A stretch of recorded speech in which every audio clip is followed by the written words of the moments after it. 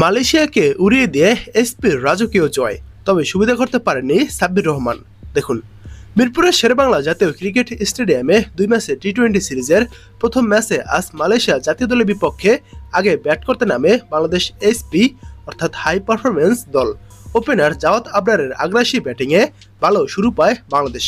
2 ম্যাচের টি-20 সিরিজের প্রথম ম্যাচে আজ মালয়েশিয়াকে 89 রানের ব্যবধানে হারিয়েছে বাংলাদেশ হাই পারফরমেন্স এসপি দল।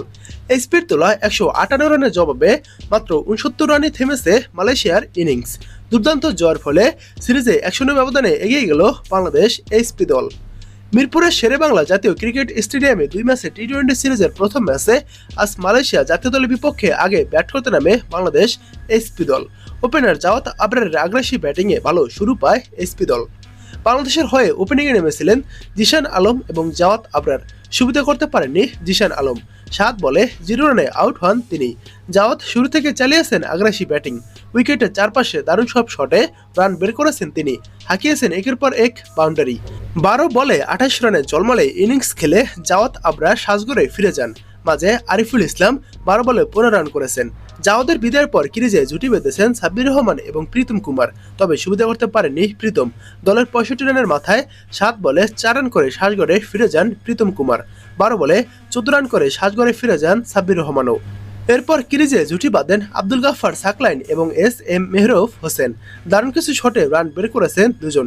26 বলে 32 রানের ইনিংস খেলে বিদায় নিয়েছেন সাকলাইন। এরপর 3 বলে 1 রান করে বিদায় নেন আবু হায়দার রনিও।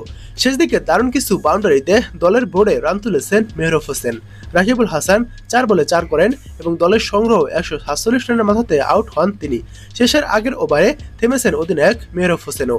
22 বলে 40 রানের আগ্রাসী ইনিংস খেলেন তিনি।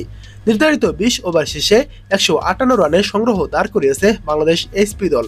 শেষ দিকে 5 বলে 9 রান করে টিকেছিলেন মৃত্যুঞ্জয় চৌধুরী। জবাবে মালয়েশিয়া শুরুটা ভালো করতে পারেনি। 10 ওভার শেষে 6 উইকেট হারিয়ে 42 রান তোলে মালয়েশিয়া। এরপর দলের হাল ধরেন মোহাম্মদ আমির আজিম এবং বিজয় উনি। 15 বলে 14 রান করে বিজয়কে ফিরিয়েছেন আব্দুল গাফফার সাকলাইন। 22 বলে 15 রান করা আজিমকে বিদায় করেছেন মোহাম্মদ রুবেল হাসান। 63 রানের মধ্যে 8 উইকেট হারিয়ে হারের প্রহর গুনতে শুরু করে মালয়েশিয়া। শেষ পর্যন্ত 69 রান তুলে অল আউট হয়েছে মালয়েশিয়া। 89 রানে জিতেছে এসপি দল। বাংলাদেশের হয়ে 2টি করে উইকেট শিকার করেছেন রাকিবুল হাসান এবং মোহাম্মদ রুবেল।